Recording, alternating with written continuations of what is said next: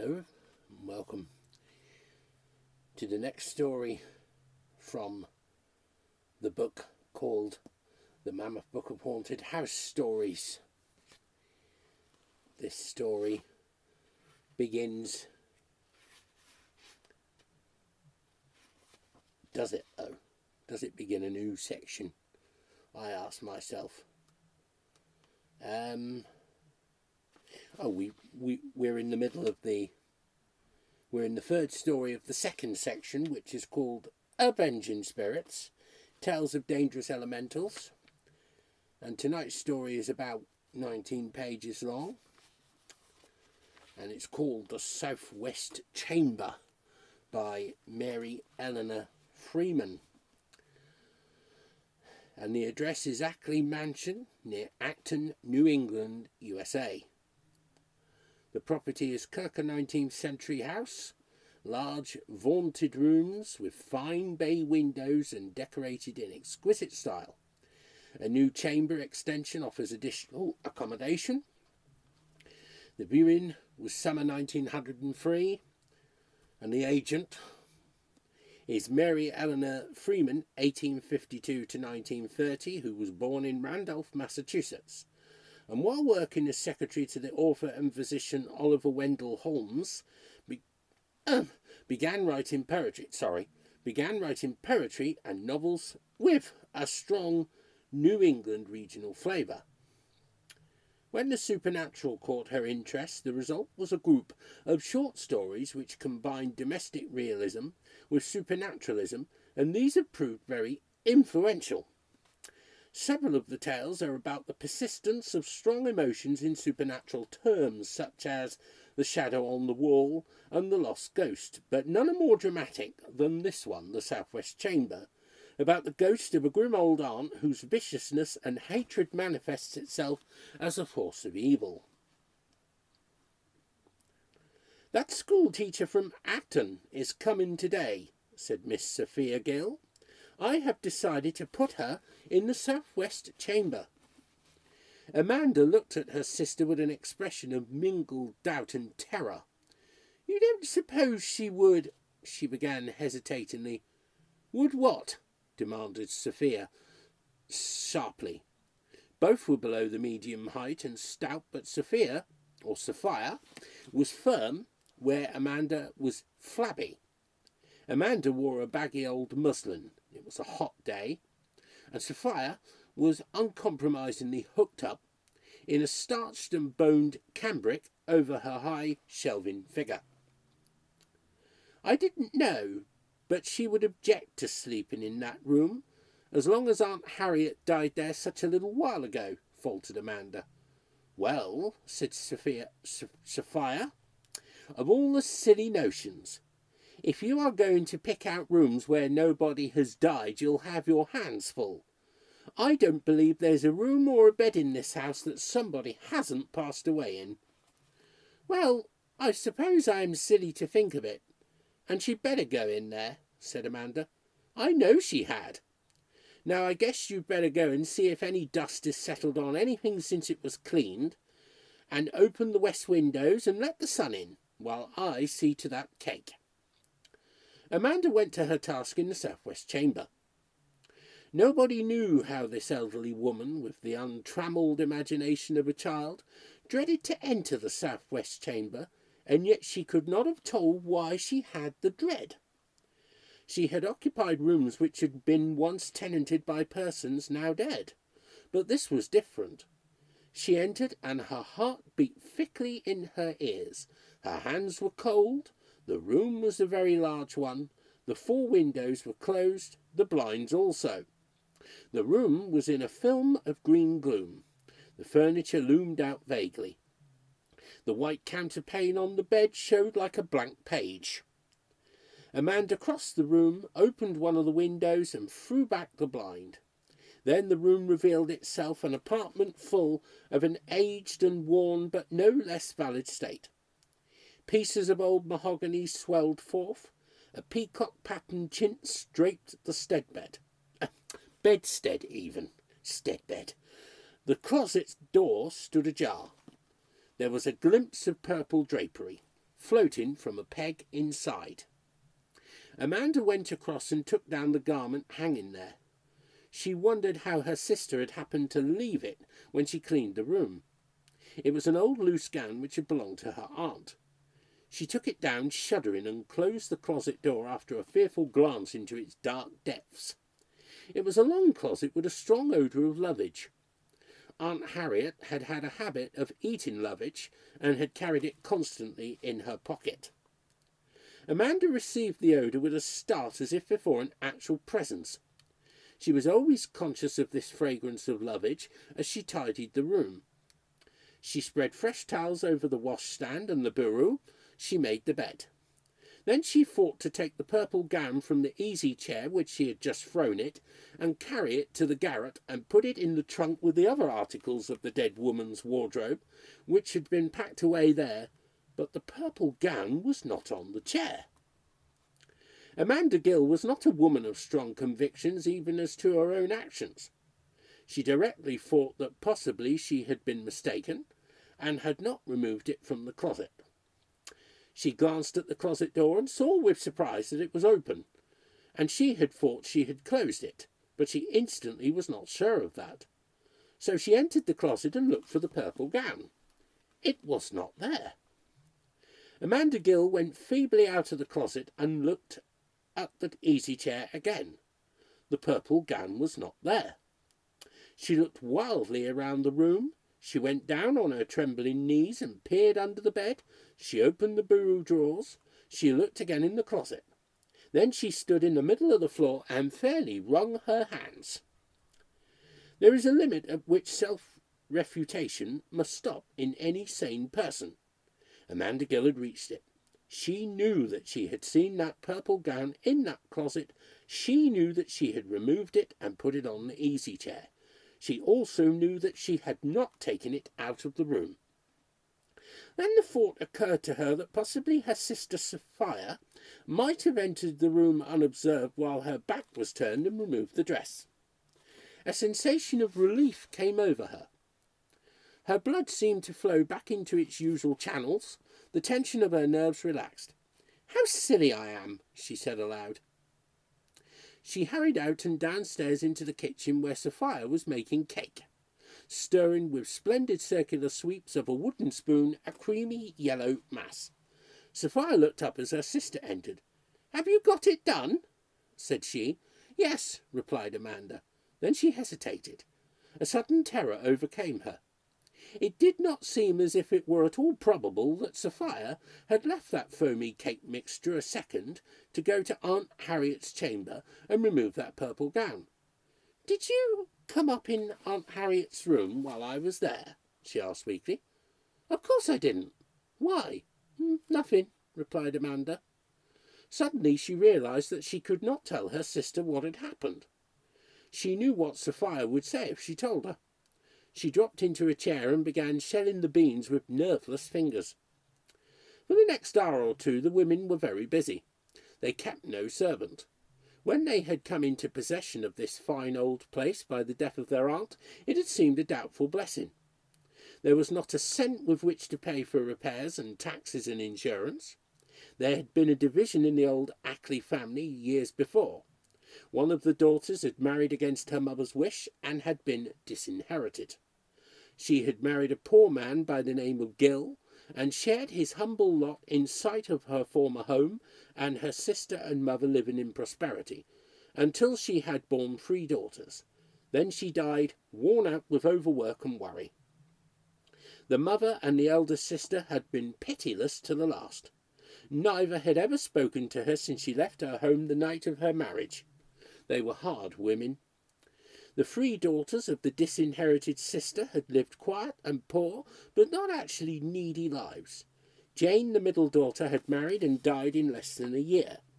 Amanda and Sophia had taken the girl baby she left when the father married again. Sophia had taught a primary school for many years. She had saved enough to buy the little house in which they lived. Amanda had crocheted lace and embroidered flannel and made tidies and pincushions. And now in their late middle life had come the death of the aunt to whom they had never spoken. although they had often seen her, who had lived in solitary state in the old Ackley mansion until she was more than 80. There had been no will, and they were the only heirs, with the exception of young Flora Scott, the daughter of the dead sister. Sophia had promptly decided what was to be done. The small house was to be sold, and they were to move into the old Ackley house and take boarders to pay for its keeping. She scouted the idea of selling it. She had an enormous family pride. Sophia and Amanda Gill had been living in the old Ackley house a fortnight, and they had 3 boarders, an elderly widow with a comfortable income, a young Congregationalist clergyman, and the middle-aged single woman who had charge of the village library. Now the school teacher from Acton, Miss Louisa Stark, was expected for the summer. Flora, their niece, was a very gentle girl, rather pretty, with large serious blue eyes, a seldom smiling mouth and smooth flaxen hair. She was delicate and very young, 16 on her next birthday. She came home soon now with her parcels of sugar and tea from the grocer's. She entered the kitchen gravely and deposited them on the table by which her Aunt Amanda was seated stringing beans. Flora wore an obsolete turban-shaped hat of black straw which had belonged to the dead aunt. It set high like a crown, revealing her forehead. Her dress was an ancient purple and white print, too long and too large, except over the chest where it held her like a straight waistcoat. "Flora," said Sophia, "you go up to the room that was your great-aunt Harriet's and take the water pitcher off the washstand and fill it with water." "In that chamber?" asked Flora. Her face changed a little. "Yes, in that chamber," returned her Aunt Sophia sharply. "Go right along." Flora went. Very soon she returned with the blue and white water pitcher and filled it carefully at the kitchen sink. "Now be careful and not spill it," said Sophia as she went out of the room carrying it gingerly. Then the village stagecoach was seen driving round to the front of the house. The house stood on a corner. "Here, Amanda, you look better than I do. You go and meet her," said Sophia. "Show her right up to her room." Amanda removed her apron hastily and obeyed. Sophia hurried with her cake. She had just put it in the oven when the door opened and Flora entered carrying the blue water pitcher. "What are you bringing down that pitcher again for?" asked Sophia. "She wants some water, and Aunt Amanda sent me," replied Flora. "For the land's sake, she hasn't used all that great pitcher full of water so quick." "There wasn't any water in it," replied Flora. Her high, childish forehead was contracted slightly with a puzzled frown as she looked at her aunt. "Didn't I see you filling the pitcher with water not 10 minutes ago? I want to know." "Yes, ma'am." "Let me see that pitcher." Sophia examined the pitcher. It was not only perfectly dry from top to bottom, but even a little dusty. She turned severely on the young girl. "That shows," said she, "you did not fill the pitcher at all. You let the water run at the side because you didn't want to carry it upstairs. I am ashamed of you. It's bad enough to be lazy, but when it comes to not telling the truth." The young girl's face broke up suddenly into piteous confusion, and her blue eyes became filmy with tears. "I did fill the pitcher, honest," she faltered. "You ask Aunt Amanda." "I'll ask nobody. The pitcher is proof enough. Water don't go off and leave the pitcher dusty on the inside if it was put in 10 minutes ago. Now you fill that pitcher quickly and carry it upstairs, and if you spill a drop there'll be something besides talk." Flora filled the pitcher, with the tears falling over her cheeks. She snivelled softly as she went out, balancing it carefully against her slender hip. Sophia followed her up the stairs to the chamber, where Miss Louisa Stark was waiting for the water to remove the soil of travel. Louisa Stark was stout and solidly built. She was a masterly woman inured to command from years of school teaching. She carried her swelling bulk with majesty. Even her face, moist and red with the heat, lost nothing of its dignity of expression. She was standing in the middle of the floor with an air which gave the effect of her standing upon an elevation. She turned when Sophia and Flora, carrying the water pitcher, entered. "This is my sister Sophia," said Amanda tremulously. Sophia advanced, shook hands with Miss Louisa Stark, and bade her welcome and hoped she would like her room. Then she moved toward the closet. "There is a nice large closet in this room," she said. Then she stopped short. The closet door was ajar, and a purple garment seemed suddenly to swing into view as if impelled by some wind. "Why, here is something left in this closet," Sophia said in a mortified tone. She pulled down the garment with a jerk, and as she did so, Amanda passed her in a weak rush for the door. "I am afraid your sister is not well," said the school-teacher from Acton. "She may be going to faint." "She is not subject to fainting spells," replied Sophia, but she followed Amanda. She found her in the room which they occupied together, lying on the bed, very pale and gasping. She leaned over her. "Amanda, what's the matter? Don't you feel well?" she asked. "I feel a little faint." Sophia got a camphor bottle and began rubbing her sister's forehead. "Do you feel better?" she asked. Amanda nodded. "I guess if you feel better, I'll just get that dress of Aunt Harriet's and take it up garret." Sophia hurried out, but soon returned. "I want to know," she said, looking sharply and quickly around, "if I brought that purple dress in here. It isn't in that chamber, nor the closet. You aren't lying on it, are you?" "I lay down before you came in," replied Amanda. "So you did. Well, I'll go and look again." Presently Amanda heard her sister's heavy step on the garret stairs. Then she returned with a queer defiant expression on her face. "I carried it up garret after all, and put it in the trunk," said she. "I declare, I forgot it. I suppose your being faint sort of put it out of my head." Sophia's mouth was set. Her eyes upon her sister's scared, agitated face were full of hard challenge. "I must go right down and see to that cake," said she, going out of the room. "If you don't feel well, you pound on the floor with the umbrella." Amanda looked after her. She knew that Sophia had not put that purple dress of her dead Aunt Harriet's in the trunk in the garret. Meanwhile, Miss Louisa Stark was settling herself in the southwest chamber. She unpacked her trunk and hung her dresses carefully in the closet. She was a very punctilious woman. She put on a black India silk dress with purple flowers. She pinned her lace at her throat with a brooch. Very handsome, although somewhat obsolete, a bunch of pearl grapes on black onyx set in gold filigree. As she surveyed herself in the little swing mirror surmounting the old-fashioned mahogany bureau, she suddenly bent forward and looked closely at the brooch. Instead of the familiar bunch of pearl grapes on the black onyx, she saw a knot of blonde and black hair, under glass, surrounded by a border of twisted gold. She felt a thrill of horror. She unpinned the brooch, and it was her own familiar one, the pearl grapes and the onyx. "How very foolish I am," she thought. She thrust the pin in the lace at her throat, and again looked at herself in the glass, and there it was again, the knot of blonde and black hair and twisted gold. Louisa Stark looked at her own large firm face above the brooch, and it was full of terror and dismay which were new to it. She straightway began to wonder if there could be anything wrong with her mind. She remembered that an aunt of her mother's had been insane. A sort of fury with herself possessed her. She stared at the brooch in the glass with eyes at once angry and terrified. Then she removed it again, and there was her own old brooch.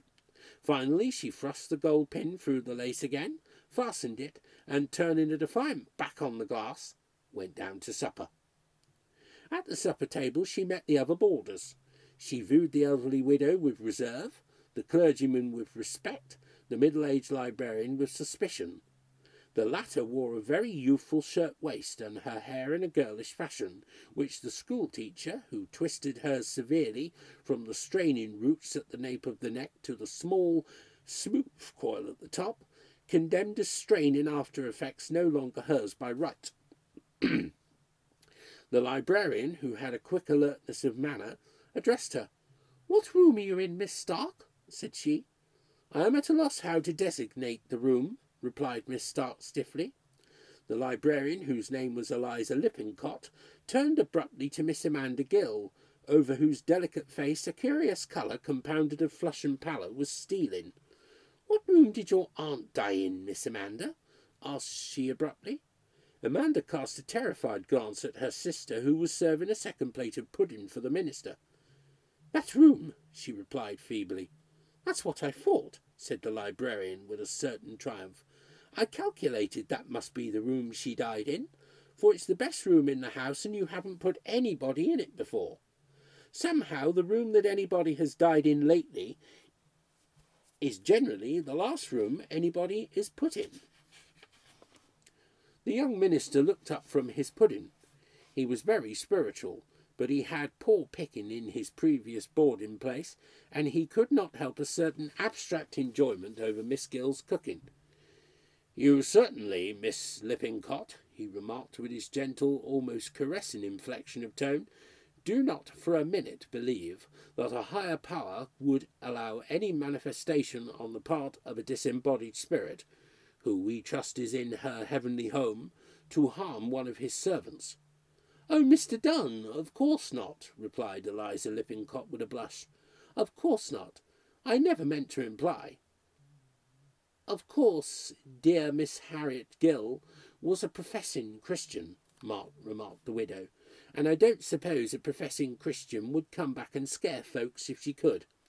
I wouldn't be a mite afraid to sleep in the room. I'd rather have it than the one I've got. Then she turned to Miss Stark. Any time you feel timid in that room, I'm ready and willing to change with you, said she. Thank you. I have no desire to change. I am perfectly satisfied with my room, replied Miss Stark with freezing dignity, which was thrown away upon the widow. Miss Louisa Stark did not sit down in the parlour with the other boarders after dinner. She went straight to her room. She felt tired after her journey, and meditated a loose wrapper and writing a few letters quietly before she went to bed. When she entered the southwest chamber, she saw against the wallpaper directly facing the door the waist of her best black satin dress hung over a picture. That is very strange, she said to herself, and a thrill of vague horror came over her. She knew, or thought she knew, that she had put that black satin dress waist away nicely folded between towels in her trunk. She took down the black waist and laid it on the bed preparatory to folding it. But when she attempted to do so, she discovered that the two sleeves were firmly sewed together. Louisa Stark stared at the sewed sleeves. What does this mean? She asked herself. She examined the sewing carefully. The stitches were small and even and firm of black silk. She moved toward the door. For a moment she thought that this was something legitimate, about which she might demand information. Then she became doubtful. Suppose she herself had done this absurd thing, or thinking that she had not, what was to hinder the others from thinking so? What was to hinder a doubt being cast upon her own memory and reasoning powers? Louisa Stark had been on the verge of a nervous breakdown in spite of her iron constitution and her great willpower. No woman can teach school for 40 years with absolute impunity. She was more credulous as to her own possible failings than she had ever been in her whole life. She was cold with horror and terror, and yet not so much horror and terror of the supernatural as of her own self. The weakness of belief in the supernatural was nearly impossible for this strong nature. She could more easily believe in her own failing powers. She started toward the mirror to unfasten her dress. Then she remembered the strange circumstance of the brooch, and stopped short. Then she straightened herself defiantly and marched up to the bureau and looked in the glass. She saw reflected therein, fastening the lace at her throat, the old-fashioned thing of a large oval, a knot of fair and black hair under the glass, set in a rim of twisted gold. She unfastened it with trembling fingers and looked at it. It was her own brooch, the cluster of pearl grapes on black onyx. Louisa Stark placed the trinket in its little box on the nest of pink cotton and put it away in the bureau drawer. Only death could disturb her habit of order. Her fingers were so cold they felt fairly numb as she unfastened her dress.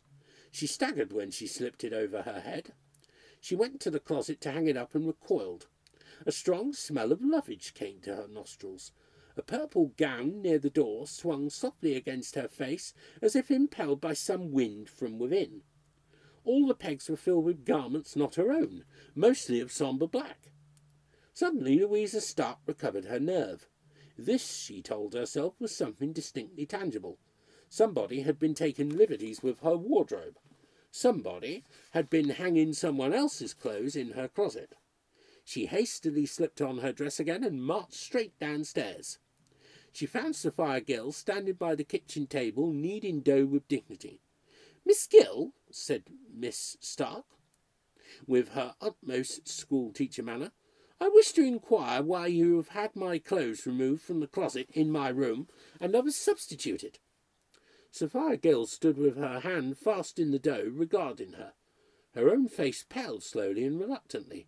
Her mouth stiffened. "I'll go upstairs with you, Miss Stark," said she, "and see what the trouble is." She spoke stiffly with constrained civility. Sophia and Louisa Stark went up to the southwest chamber. The closet door was shut. Sophia threw it open, then she looked at Miss Stark. On the pegs hung the school-teacher's own garments in orderly array. "I can't see that there is anything wrong," remarked Sophia grimly. Miss Stark sank down on the nearest chair. She saw her own clothes in the closet. She knew there had been no time for any human being to remove those which she thought she had seen and put hers in their places. She knew it was impossible. Again the awful horror of herself overwhelmed her. She muttered something, she scarcely knew what. Sophia then went out of the room. In the morning Miss Stark did not go down to breakfast and left before noon. Directly the widow, Mrs. Elvira Simmons, knew that the school-teacher had gone and the southwest room was vacant, she begged to have it in exchange for her own. Sophia hesitated a moment. "I have no objections, Mrs. Simmons," said she. If what?" asked the widow. "If you have common sense enough not to keep fussing because the room happens to be the one my aunt died in," said Sophia bluntly. "Fiddlesticks," said the widow. That very afternoon she moved into the southwest chamber. The widow was openly triumphant over her new room. She talked a deal about it at the dinner table. "You are sure you don't feel afraid of ghosts?" said the librarian. "I wouldn't sleep in that room after." She checked herself with an eye on the minister. "After what?" asked the widow. "Nothing," replied Eliza Lippincott in an embarrassed fashion. "You did see or hear something. Now what was it? I want to know," said the widow that evening when they were alone in the parlour. The minister had gone to make a call. "Well," said Eliza hesitatingly, "if you'll promise not to tell." "Yes, I promise. What was it?" "Well, one day last week, just before the school-teacher came, I went into that room to see if there were any clouds. I wanted to wear my grey dress, and I was afraid it was going to rain, so I wanted to look at the sky at all points, and you know that chintz over the bed and the valance? What pattern should you say it was? Why, peacocks on a blue ground. Good land, I shouldn't think anyone who had ever seen that would forget it. Well, when I went in there that afternoon, it was not peacocks on a blue ground, it was great red roses on a yellow ground." "Did Miss Sophia have it changed?" "No. I went in there again an hour later, and the peacocks were there." The widow stared at her a moment, then she began to laugh rather hysterically. "Well," she said, "I guess I shan't give up my nice room for any such tomfoolery as that. I guess I would just as soon have red roses on a yellow ground as peacocks on a blue. But there's no use talking. You couldn't have been seen straight. How could such a thing have happened?" "I don't know," said Eliza Lippincott, "but I know I wouldn't sleep in that room if you'd give me $1,000. When Mrs. Simmons went to the southwest chamber that night, she cast a glance at the bed hanging. That's good, isn't it? The pages are stuck together. There were the peacocks on the blue ground. She gave a contemptuous thought of Eliza Lippincott. But just before Mrs. Simmons was ready to get into bed, she looked again at the hangings. And there were the red roses on the yellow ground instead of the peacocks on blue. She looked long and sharply. Then she crossed the room, turned her back to the bed, and looked out at the night from the east window. It was clear, and the full moon had just risen. She watched it a moment, sailing over the dark blue in its nimbus of gold. Then she looked around at the bed hangings. She still saw the red roses on the yellow ground. Mrs. Simmons was struck in the most vulnerable point. This apparent contradiction of the reasonable, as manifested in such a commonplace thing as the chintz of a bed hanging, affected this ordinary, unimaginative woman as no ghostly appearance could have done. Those red roses on the yellow ground were to her much more ghastly than any strange figure clad in the white robes of the grave entering the room. She took a step toward the door, then she turned with a resolute air. As for going downstairs and owning up I'm scared and having that Lippincott girl crowing over me, I won't for any red roses instead of peacocks. I guess they can't hurt me, and as long as we've both of us seen 'em, I guess we can't both be getting loony, she said. Mrs. Elvira Simmons blew out her light and got into bed. After a little, she fell asleep. But she was awakened about midnight by a strange sensation in her throat. She had dreamed that someone with long white fingers was strangling her, and she saw, bending over her, the face of an old woman in a white cap. When she waked, there was no old woman. The room was almost as light as day in the full moonlight, and looked very peaceful. But the strangling sensation continued, and besides that, her face and ears felt muffled. She put up her hand and felt that her head was covered with a ruffled nightcap, tied under her chin so tightly that it was exceedingly uncomfortable. A great qualm of horror shot over her. She tore the thing off frantically and flung it from her with a convulsive effort as if it had been a spider. She sprang out of bed and was going toward the door when she stopped. It suddenly occurred to her that Eliza Lippincott might have entered the room and tied on the cap while she was asleep. Then she tried to open the door, but to her astonishment found that it was bolted on the inside. I must have locked it after all, she reflected with wonder, for she never locked her door. She went toward the spot where she had thrown the cap. She had stepped over it on her way to the door, but it was not there. She searched the whole room, lighting the lamp, but she could not find the cap. Finally, she gave it up. She extinguished her lamp and went back to bed. She fell asleep again, to be again awakened in the same fashion. That night she tore off the cap as before, but she did not fling it on the floor. Instead, she held to it with a fierce grip. Her blood was up. Holding fast to the flimsy white thing, she sprang out of bed, ran to the window which was open, slipped the screen and flung it out. But a sudden gust of wind, though the night was calm, arose, and it floated back in her face. She clutched at it. It eluded her clutching fingers. Then she did not see it at all. She examined the floor, she lighted her lamp again, and searched, but there was no sign of it. Mrs. Simmons was then in such a rage that all terror had disappeared for the time. To be baffled like this and resisted by something which was nothing to her straining senses filled her with intensest resentment. Finally she got back into bed again. She did not go to sleep. She felt strangely drowsy, but she fought against it. She was wide awake, staring at the moonlight, when she suddenly felt the soft white strings of the thing tighten around her throat and realized that her enemy was again upon her. She seized the strings, untied them, twitched off the cap, ran with it to the table where her scissors lay, and furiously cut it into small bits. She cut and tore, feeling an insane fury of gratification. She tossed the bits of muslin into a basket and went back to bed. Almost immediately she felt the soft strings tighten round her throat.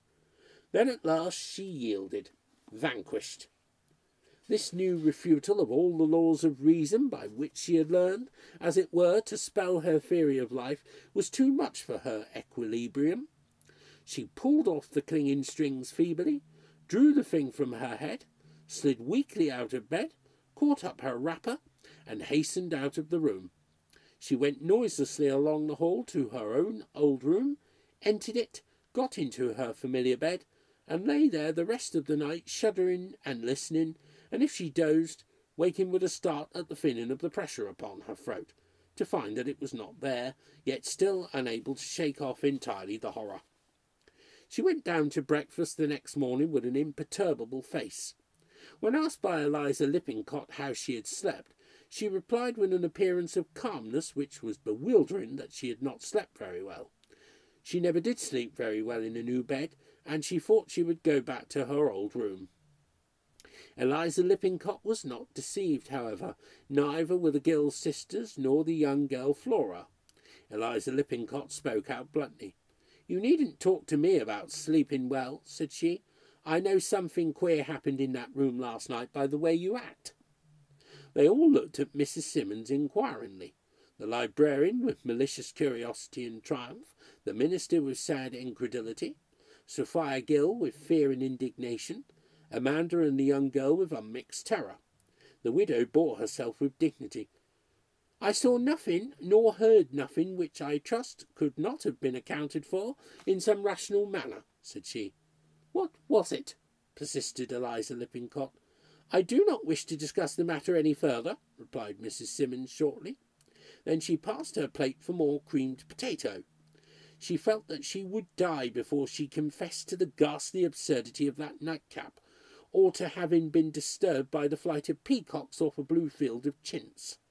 She left the whole matter so vague that in a fashion she came off the mistress of the situation. That afternoon the young minister, John Donne, went to Sophia Gill and requested permission to occupy the south-west chamber that night. "I don't ask to have my effects moved there," said he, "for I could scarcely afford a room so much superior to the one I now occupy, but I should like, if you please, to sleep there tonight for the purpose of refuting in my own person any unfortunate superstition which may have obtained root here." Sophia Gill thanked the minister gratefully and eagerly accepted his offer. That night about 12 o'clock the Reverend John Donne essayed to go to his nightly slumber in the south-west chamber. He had been sitting up until that hour preparing his sermon. He traversed the hall with a little night lamp in his hand. He opened the door of the south-west chamber and essayed to enter. He might as well have essayed to enter the solid side of a house. He could look into the room full of soft lights and shadows under the moonlight which streamed in at the windows. He could see the bed in which he had expected to pass the night, but he could not enter. Whenever he strove to do so, he had a curious sensation as if he were trying to press against an invisible person who met him with a force of opposition impossible to overcome. The minister was not an athletic man, yet he had considerable strength. He squared his elbows, set his mouth hard, and strove to put his way through into the room. The opposition which he met was as sternly and mutely terrible as the rocky fastness of a mountain in his way. For a half-hour John Donne, doubting, raging, overwhelmed with spiritual agony as to the state of his own soul, rather than fear, strove to enter the south-west chamber. He was simply powerless against this uncanny obstacle. Finally, a great horror as of evil itself came over him. He was a nervous man and very young. He fairly fled to his own chamber and locked himself in like a terror-stricken girl. The next morning he went to Miss Gill and told her frankly what had happened. "What it is I know not, Miss Sophia," said he, "but I firmly believe, against my will, that there is in that room some accursed evil power at work of which modern faith and modern science know nothing." Miss Sophia Gill listened with grimly lowering face. "I think I will sleep in that room myself tonight," she said, when the minister had finished. There were occasions when Miss Sophia Gill could put on a manner of majesty, and she did now. It was 10 o'clock that night when Sophia Gill entered the south-west chamber.